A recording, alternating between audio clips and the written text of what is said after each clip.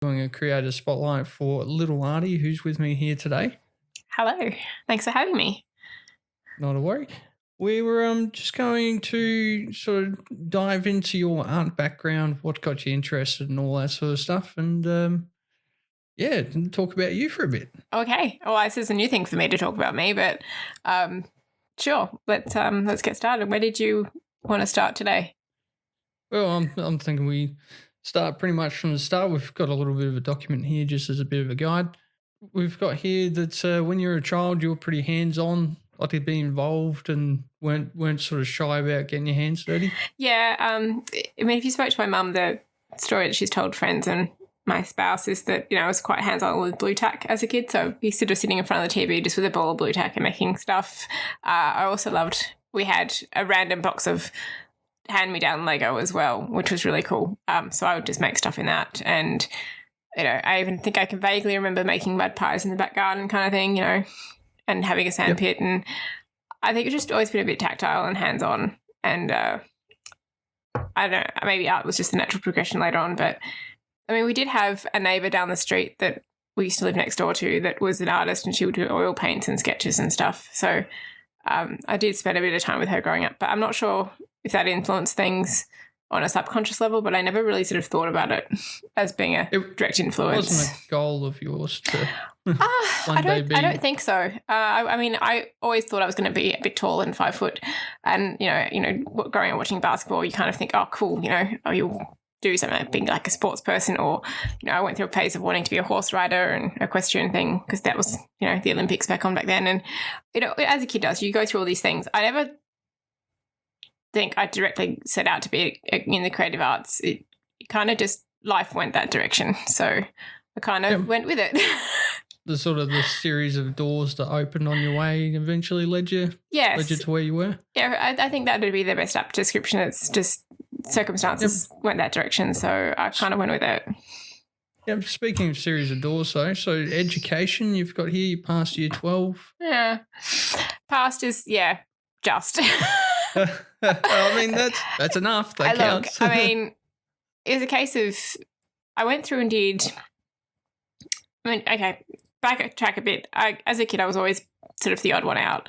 So doing art and creative things like woodworking and things like that, I was always interested in. And it was just a way of, doing stuff where I'd read books and things. And so I ended up doing a series of unfortunate events. I ended up having to split year 12 up into a bit. Went and did art. And I had the option of doing, there were two types of art you could do at year 12. One was you had no exam, but you had all the assignments to do. And that was cool. And that's what I went with. Or you had less weighting on your assignments, but more on an exam at the end. I'm like, well, my recall's not great under pressure. Let's try and avoid that one. I avoided subjects with exams where possible, but unfortunately, did okay with assignments, didn't do so great with exams. So my plan at the time, I ended up having a bit of a gap year. So I went straight from finishing high school into work and just did some retail work for a couple of years. But amongst that, I ended up back at TAFE. And I had the lovely option of either doing interior design, bachelor, or a Bachelor of Visual Arts. And it came down to campus choice in the end because I liked both career paths. But getting to the city campus, and it was a new and fresh, it was only a few years older campus versus the one that they had for interior design, which was a bit harder to get to. I didn't quite like the layout, and it was just, didn't quite gel with their presentation when I went for orientation-y type, find out sort of stuff about the course, and went did art. And that was really cool. First year, they get you to try a few different types of art. So I did sculpture and printmaking, a bit of jewellery and a bit of ceramics. And then from those 4, you pick your major. And I foolishly went, cool, I like jewellery making and I like sculpture making. But I went, career prospects after art school, jewellery making probably going to be a bit more optional, so, And so I went jewellery making as my major, my second year. Big mistake. The workload was intense. Jewellery making, is that like an actual jeweler. Yeah. Is that the path you'd take to get into that sort of career? If you want to, you've got to generally have some sort of qualification. So it's a very complex craft. You're dealing with a lot of things. If you're looking at making jewellery and being a jeweler, you've got to have some sort of qualification because there's a lot in it. I love the concept of what we did. Explored using CAD for designing some stuff, and the processes are really cool. It's like metalwork, but like miniature. But in the end, I ended up going back to my, the course counselors or whatever they call them, and said, look, this isn't gelling for me. I like the modules, but it's not working. Can I switch for major? And they're like, yeah, you can, but it's going to add another year onto your degree, and it's going to probably mess with your, you have a couple of years where you've got a few second and third year subjects running at the same time, sort of thing. It's going to be a bit awkward. I'm like, look, I really want to switch back.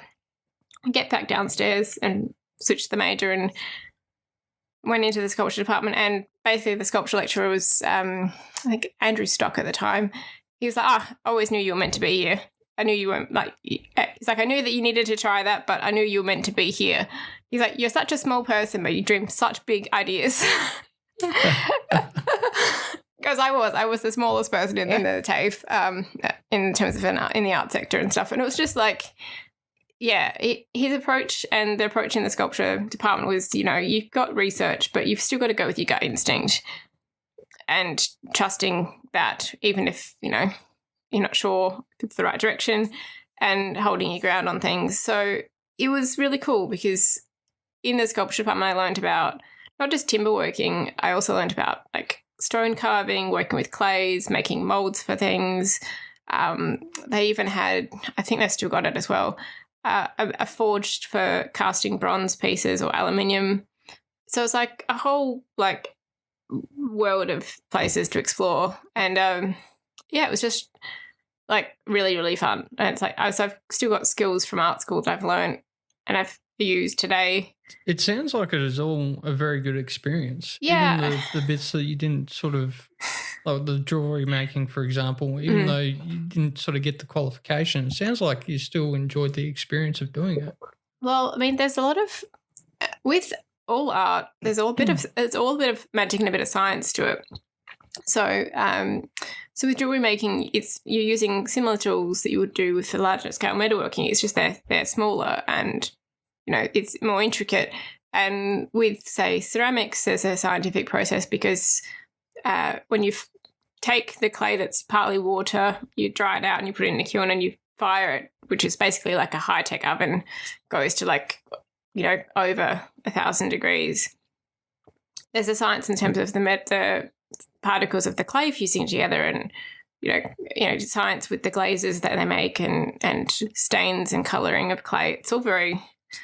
There's science and maths in it, but you don't really think about it while you're you're outside of that. Once you're actually doing it, there's maths involved, which is okay. It's nothing too complicated, but yeah. But there was one topic I really didn't like in art school, and it's going to sound funny now given that my current choice of career is digital art, but I didn't like digital art in art school at all. It was one of the modules I had to do. You had compulsory units you had to complete. Yep. And reason I think I didn't take to it very well was I had to use it. The digital art suite was all Macintosh computers. And growing up with Windows computers, I went there and where is the mouse button? Because there was a weird shaped mouse and there was no standard configuration of the keyboards. It's like there was like a options button instead of the control or alt button. So you're basically relearning how to use and it was just PC suddenly role. like, okay, relearning, also then using a new program which I hadn't learned before. And then the Wacom tablets back then, we're talking like more, not somewhere between 2000 and 2010, they were big and I am small. And I tried to learn to use a tablet back then as well. So it was a whole heap of learning, and I also then had assignments that I had to do and complete. And it was just like, I did it. I passed it because I had to, but it was just like bare bones skin of my nose like so close to not passing that module. And where you're like, well, I'm done with that now. Don't Oh have to yeah, worry about I it was again. just so happy to be done with it. I'm out of here. But it was weird. One subject I really took to quite well was art theory, art history and theory sort of stuff, because I had a really cool first year lecturer, Naomi Horridge, I think her name was, and I had to do a presentation, and I just went to her afterwards, which, well, we found out we got this assignment to have to talk, group presentation. Like, it was like a class of 40 or 50 of us. Like, it was a big class. And I said, look, I am not good with public speaking. What do you have some tips? Because I just can't do it. Like, it's my one big thing I'm really not good at. And she's like, yeah. She's like, I'm not good at speaking either, but I'll give you some of my tips. She's like, you notice how I always point to a slide, or I ask you guys questions, or I sit up on the desk, or I wander about. I'm like, yeah. She goes, do that if that makes you comfortable. She said, find your comfortable spot and do it. And I try to sort of think about that when I'm now streaming, when I do stream art, and just to try and find my comfortable spot and sit there. So there are elements of things that I learned about, and yeah, some lecturers I gelled with because they tried to make it interesting, and then there were some lecturers I just didn't gel with because I didn't click with their way they would present stuff. But so moving on, you graduated 2009? Yeah, thereabouts. So I started art school in 2005, and then graduating 2009. So it's not too bad. So it's a fair while away now. So I think if I look back at it now, I go, gosh, that was such a long time back. So it's it was definitely good to have done that course. And I had a couple of hiccups. So I ended up my final graduating year had to put on a group exhibition with my peers that were graduating with me, and it was in the lead up to sort of getting that. There was one winter I couldn't get a flu shot. I don't know, the doctor was out. So in my final semester, when I'm trying to finish up my major pieces, get this help with my part of the exhibition that we had to put on, I got the flu, and then I got an ear infection and an eye infection, and I think a bit of, like, basically just got infected. I was out for 6 weeks. It was like a long time. I was trying to get stuff done at home, and it was just like, I was a walking disaster zone. I felt absolutely wretched.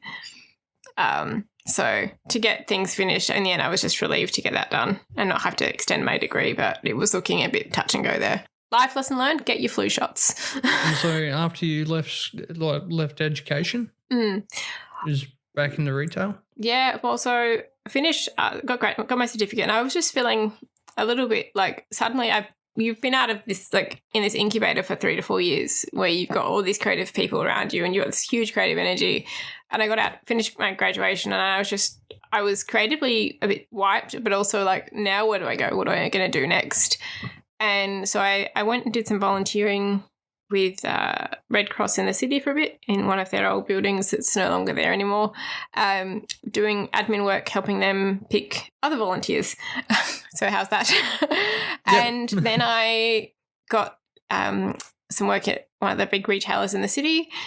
And so I thought, cool, I'll do that, and then I can do some art stuff on the side, and maybe I can get them to balance, because as much as I love art, it doesn't always generate the cash to have an income from. So I thought I need a stable income, and I thought retail I've done before, I'll be right. And so then I finished sort of that year, and I was like, oh, this is good. I've got permanency with my work. And between 2010 and 2016, I ended up, I had to have I had some surgery for a condition I have.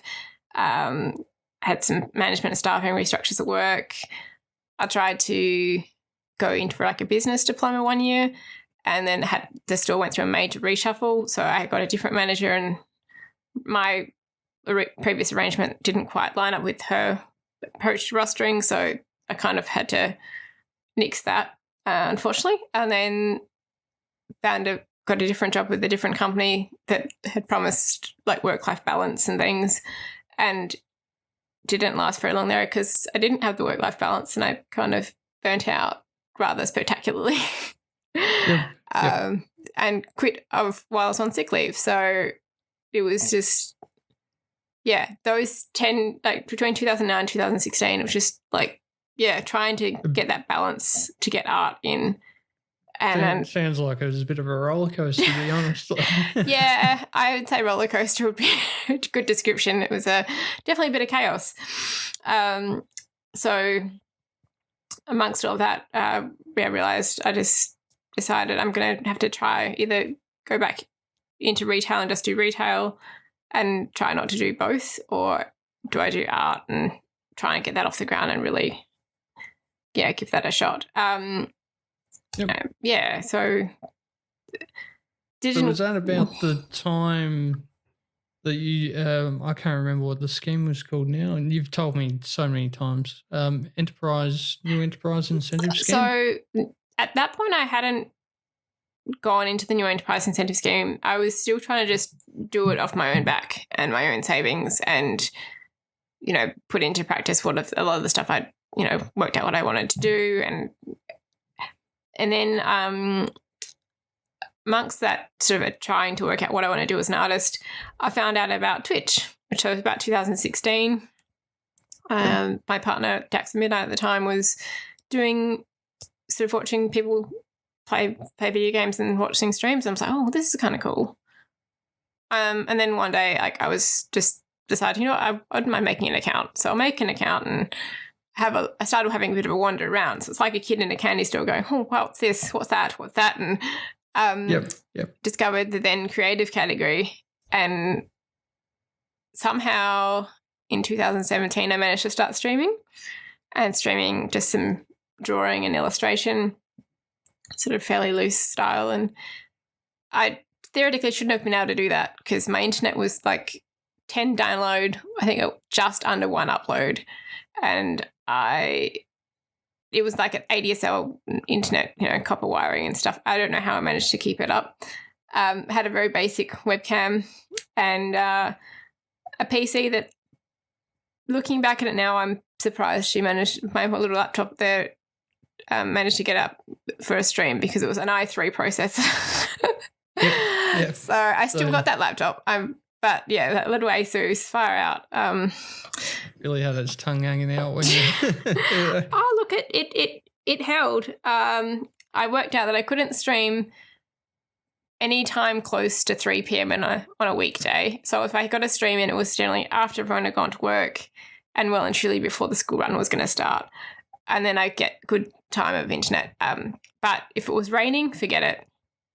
There was no hope of me getting a stream up. It was just a combination of the dog or the weather just stuffing the internet right up. So, yeah, that first few months was pretty intense. And then, but yeah, Twitch has been an amazing place. Like, I've met so many amazing creatives and also gamers and just generally cool people. And people like, I think, man, if I'd met you when I was a kid, like, life might have been a bit different because it's like, there's a lot of people on there, myself included, that are very socially awkward or weren't little kids that were fitting in at school. And it's like, all the misfits again. It's kind of like, that's the one thing that reminds me of art school, because at art school there was a lot of misfits and people that didn't fit in at school because you're a bit of a creative mind, you're a bit different. And so to have that similarity between the platforms, I think that's why I love it so much. It's just, there's such a community vibe through the Australian streaming community. So I think that's what led me to then get involved with the community Meetups Adelaide team under the lovely support of Ruby Plays and Hyperstrike. And now I'm managing Community Meetups Adelaide with Nick Tacular, and we've got a good crew of Hyperstrike and Chaos and Jackson Midnight. So it's been like it's like a second family in a way. It's just a good bunch of mates and trying to just make the world a happy place. So yeah, and it's a really good it's a good, what would you call it, program, I guess you'd say. Like, it's a great place for Twitch creators in SA to come together. Like, it is a really good community, and that you're heading it up is really cool. Thanks. Yeah, it's been a really interesting ride. It's not something I expected to happen because Jackson and I went to our first meetup back in 2017. I think it was like the Cooper's Ale House in the city. It was like 30 of us. And still remember that day. It's like I was just super nervous. Like there were people there that I was like, hang on, I've watched these guys on stream. And like, it was just really cool. I've still got one of we've still kept our coasters from that day as well, which was kind of neat. They were Twitch ones, which was pretty cool. But yeah, I mean, it was the reason why I'm bringing up Twitch is for me, it's that whole thing of, there's lots of creative places and stuff on Twitch, but it's when I started to get to an understanding of digital art and graphics, and that being on that platform influenced my direction where I am now, which is that I wanted to be able to have my channel being my place to people to come and see my art. And I'm like, well, hang on, I need graphics, I need like banners, and I need an identity, and visually present it well. I'm like, well, I can't afford to pay someone. I might just try and like make some stuff, make it my own space, and practice my craft a bit that way. And so what's it go? Necessity is some other invention. I started making my own graphics. And I was kind of a bit stunned because when I started streaming, the affiliate program was very new. Yep. And I was, people were tuning in and catching up and hanging out. And then suddenly I got a notification from Twitch to say, oh, we've invited you to the affiliate program. We've met all the criteria. And I'm like, sorry, you what now? So I didn't see it coming. A few other people saw it coming, but I didn't think it was going to happen. Yep. So I was just like, no, but it's going to take a bit longer for those stats to go to affiliate status, whatever. And then so I was like, oh, now I need emotes. What am I going to do? I'm like, I don't have a tablet.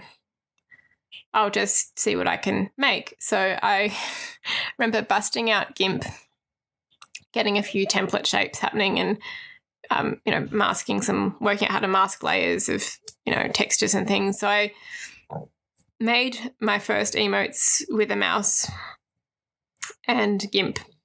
That was, I still have those originals floating around, but I have since vectorized them so they look a lot crisper these days. But yeah, it was a case of sort of making graphics, and then I started enjoying making graphics. And then, had a friend who was in the niece business, and that's where this comes in. She was running a pottery business, she still is today. It's called Sweet the Urban Pottery. And she's like, look, I need to get like a logo for my studio made up. And I'm like, okay, so you have some rough ideas? And she's, yeah, I've got some sketches. They're on like paper. I'm not sure if they're any good to you though. I'm like, look, can you just send them? So she scanned them in and she sent them. And so I had a look at them. I'm like, oh, okay, I can work with this. She's like, I don't want anything too complicated. I want to be able to just, print off some stuff that I can use for flyers, or I can make a sign up for the studio sort of thing. Can you do something? I'm like, yeah, I had no idea what to charge her. So I charged her very little because I'd never done it before. Yeah. Just sort of testing the water. Yeah, but it worked. There you go. Because I started using a new program called Affinity Designer at the time. I'd got it on trial, and at this point, we've got a home desktop computer, so I was using that for streaming as well, which was much easier than a laptop. And yeah, just started doing some stuff with vectors. And I'm like, oh, this is kind of cool. I don't mind this. And so I drew up a logo, and I just did a simple black and white, but we incorporated honey and honeycomb and bee textures because of the name, with what she'd given me to and a sort of ceramic pot that I'd stylized for her.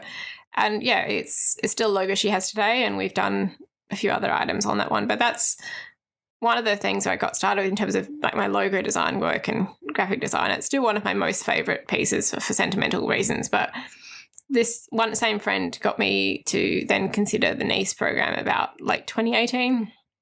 So to do my digital art and also do some graphic design work and possibly make it more of a stable income. So the program itself involves 4 weeks of tailored and accelerated business training. So in those 4 weeks, you're doing budgets, you're doing forecasts of what you want to sell, and you're also looking at things like making sure you understand what sort of tax obligations you have, and things to do with making a business plan that's actually a workable business plan, not a theoretical one like I did in art school. And it's tailored to what you need, but it's really good because you get that bit of business training, and it's a qualification as well. So you get like a certificate for, I think they call it new small business. And so, yeah, it's really good in that regard. If you've got a concept, you basically have to go to a niche provider and say this is what. And when you say niche, it's the new enterprise incentive scheme. That's correct. Yeah. Do they give you ongoing support as well? They do. So when you've completed the course, you can then negotiate a start date with your provider as to when you want to start your business that you've come up with. And I was thinking, cool, I've done the course in January/February of 2019. I thought, oh, cool, I want to get started soon. Then I found out that my wisdom teeth needed to come out, and he couldn't do that till probably somewhere between May and June because he was a bit booked out. And so I was like, okay. So I started it 2 weeks after I got my wisdom teeth out, and I had to get all 4 out. So for about 2 weeks, I had a really, really puffy face and really swollen. And I was really quite surprised with how much bruising I actually had. So I was very much a hermit for about 2 weeks. I think I ventured out once or twice because I had to get pain relief. So my partner took me out, and I just basically had the beanie pulled down as far as I can over my head, and then just had the scarf up as much as I could because I just had a horrid looking face. Even with makeup on, it was just the worst experience. Having your wisdom teeth out is never, like, I haven't had it, thankfully, but everyone I've seen have wisdom teeth out almost always is just a very bad time. There's only one guy I know who he had his teeth out and he was fine after a couple of days, and I couldn't believe it. I was like, oh my God. No, unfortunately, the surgeon's like, yeah, you've got a very tiny mouth and these wisdom teeth have decided to have very long roots on them. This is going to be an uncomfortable procedure for you, but we're going to be doing it under sedation. I'm like, okay, that's good. But yeah, I still had, I think the first time I had to do a mouth rinse, I really didn't, I get squeamish. So that's just it. Like, yeah, it was not fun. I was just really like, oh, this is not okay. I'm like, I've got to buckle up and do this for 2 weeks. And so anyway, long story short, I was still recovering from wisdom teeth and I had started my business. So it was just basically one morning I was like, cool, I've done my logo, I've done my business name. I'm sitting like in my bathrobe in pajamas with like a hot coffee, and dog Jack is sitting by my feet, and it's like, radio, I've done something for today and I'm exhausted, I'm going back to bed. yeah. So yeah, but it was a good thing to start Little Arty Studio, and it's still something that is a special place for me. It's the studio, and I can work from home, but I can live stream stuff as well. And you know, with the age of technology, you've got so many ways to connect with people without actually seeing people in like a face-to-face sort of way. And I still venture back to the niche provider that I am involved, I had my training and support through, because you get 12 months of mentoring, and it's I still touch base with my mentor every now and then. But yeah, I go back there and I talk about my experience, and you know, hopefully that inspires others to keep going and give it a shot. But it's nice because they've also now expanded out with COVID to existing small businesses that need to like maybe refresh what they're doing and restructure and still get some business support, that they can actually still go back. So they've actually expanded the process there, and it's pretty exciting because it's a program that's been around for like over 30 years. I think like they were saying that last year they were celebrating like their 35th or 36th year of doing this program, that like I didn't even know about existing in art school, and neither did my friend who started Sweep the Urban Pottery. It was just like we found out afterwards. It's like, how did we not get told about this? Because this would have been so handy. You would think it's one of those things that if you're in that position, like art school, where, you know, entrepreneurship? I can't pronounce that word, so you've given it a crack.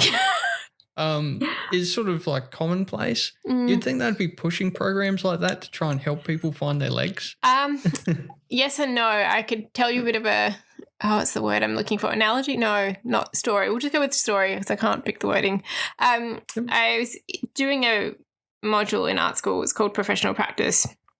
And we had a lecturer, and she's like, so again, 40 to 50 of us in the room. She's like, okay, everyone raise your hands if you think you're going to be successful after art school. We're all like, most of us, yeah, cool. And then she's like, got most of us, barring about 3 or 4 of us, to put out, like, leave our hands up, and the rest of them had to put their hands down. She goes, right, your success rate and survival rate as an artist after art school is about, like, this percentage, like, really small. So she's like, it was a bit of a dose of reality. She's like, we're like new students as well. So like, this is not what we needed to hear. I mean, it's a good dose of reality, but it's not what you want to hear when you've just enrolled for a course to study something that you really want to do. But with the art sector, it's, as much as I love it, it's still hung up on the grant system, and that sort of there is still an old guard of way of doing things. It is modernising, and I think technology is helping change that, and people being more vocal about it. But there is still this structure and tradition in terms of, you applying for grants, you exhibit. So online marketing of art and crafts these days, I think it is shifting the direction, but it is still that very much steeped in tradition. I think that's why a lot of people that are doing creative businesses that have done it through the NEIS probably didn't know about it in art school, because they didn't get told about it, because it wasn't considered the way, I suppose. Yeah. It wasn't how it had been done. Yes. Hadn't really been considered as a possibility. No. Well, that's how it feels, but yeah. Yeah. With the pandemic, obviously that brought new challenges to yourself as a business owner. Yeah, it did. So bit of scope to it. Late 2019, partner and I moved out of our rental we'd been in on the western suburbs. And so we sort of thought we're initially just going to come stay with some family to look for another rental. And then we had the option to stay on until we find a house or save for a mortgage, that complicated money thing. Being adults and such. Fun adult things. Yes. Being green grown-ups. So, in the end I was like, okay, so I was still in the NEIS program at the first, it was in the last 3/4. I've done 3/4 of my NEIS sort of program. So I was in that last 3 months, and sort of with that pandemic coming around, I was like, okay, business is getting a bit erratic and a bit unstable, but it was still there and it's still hanging on. So I thought, okay, what can I do? So I found out about some online webinar type workshops through the Adelaide Business Hub, and I'd been into a few of them previously, and that was good because they had a few ones relating to, the pandemic and being uncertain for business, and a bit about wellbeing, but also a bit about wellbeing for your business as well, and how to sort of possibly reposition and shape things up. And I also found some workshops through the Australia Council for the Arts, which is the national art funding body that we have in Australia. And they're, again, free, so tuning in and just sort of doing a bit of online learning just to keep active, I suppose. I'm not sure that's the right phrase, but, just doing something, because if there's no work coming in, I needed to do something that was work-related to feel like I was doing work. Did you see, because I know through Twitch's own sort of statistics, the amount of people who took to live streaming during the pandemic increased. Did you see more people sort of reaching out for commissions or anything along those lines? Or? For me, because a chunk of my client base was small business, that became a bit erratic. So what I ended up doing was also looking at, we also got NBN here at the time, so that was good. So it was nice to have consistent internet. My approach was, I had been a Twitch affiliate since 2017, and I decided, with the exchange rate as well and being mindful of my audience, I decided to actually exit the Twitch affiliate agreement. Yep. So once that happened, I switched across to a platform called Kofi, and they are similar to a Patreon, but they're a little bit smaller, a little bit more relaxed in terms of how they do things, in terms of how people can contribute to you and how you can put content on there. So it's I started doing that instead, and I also found out a way that I could put out an e-newsletter. So that was sort of the direction I shifted, as well as doing a bit of live streaming. Just even if I wasn't doing too much, I was sort of streaming where I could. It has been a bit sporadic because the internet speed here is different from when we had NBN at our old house, but that'll change again hopefully in a few months' time. But it was a case of trying to think outside the box, think about refocus in terms of what I could do as opposed to focusing on what I couldn't do, if that makes sense. Yeah. Trying to suss out all of your options. Yeah, exactly. So, I refreshed my website. I still had some business cards that I ordered. I connected with my former niece organisation over Zoom. Discovered what Zoom was. And many of us did. What is this thing called Zoom? So I'm finding ways to connect with people, and it's been challenging in terms of doing that because, going out is like, well, hang on, got to check in where you go, wearing a mask and all that. So in the end, I just thought, well, I'll just stay home and video game. So part of that, when I wasn't, working in the studio trying to make the studio work, was I started video gaming again a bit more and decided instead of just having the one channel on Twitch for the art studio, I'd have my second channel where it's just Little Arty, and I would do some video gaming. So is developing its own identity as well. And so I build houses in The Sims. Or I flip houses. And one time I was flipping a house on stream when I was demoing it and found a gnome. So now all of the times I flip a house, I have to put a gnome back in if I haven't got a gnome in it already. And so sometimes there's a budget, sometimes there's not. I generally try not to change the footprint on the houses when I'm doing stuff. It's just sort of try to keep it similar to that, but then I might change the internal wall structure or change the roof, but try to keep the bones the same. Yep. So that harkens back to your interior design. I think so.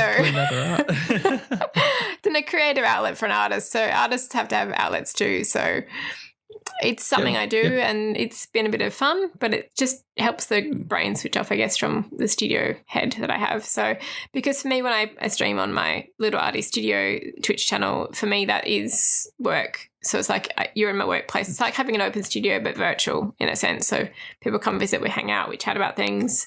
If they want to ask a question about art, we go for it. It's fairly open in that regard. But my second channel is I do that that's my hobby space. So you basically got Little Arty Studio as business and then Little Arty pleasure. Just that's it. And for me that worked because whenever I used to try and stream games on my main channel, when it was my art channel, I felt weird. Conflicted? Yes. Very conflicted because I'm like, well, hang on, this is workspace, but now I'm gaming it. It doesn't, So I wasn't sort of relaxing and enjoying it as much, but by having that second channel, it is a bit extra work, but I can also give it its own identity and just be a bit more free flowing, and there's no seriousness about it. I mean, it's definitely going to take a bit of time to balance the two out, but I do like the fact that I can have those two spaces on Twitch to hang out with friends or meet new viewers and have more people in the community. But the one cool thing that's happened amongst the pandemic is, and it's only been a recent thing as well, is that I was approached by the Kofi admin team that run Kofi, the platform, if I wanted to join their ambassador group that they have. So I've become Kofi ambassador, which was surprising because I've only been on the platform for just over a year and it's not a huge following on there. I'm still growing it, but it was very surprising to have an invitation of that level because what happened in the lead up was that I've been in their beta tester sort of group of people because they brought out stream alerts for their crowdfunding platform. And then I gave them some feedback when they introduced a Discord integration. And I got a message from the founder of the company going, oh, we appreciate your feedback. We've just gifted you gold to help you with that Discord integration that you mentioned that you're having issues with. And I was like, oh, okay, that was cool. And then like a few days later, I got a message from one of the Kofi team on the platform directly saying, hey, we've got this ambassador program, you should join it. I'm like, oh, okay, this is huge. So kind of a bit stunned.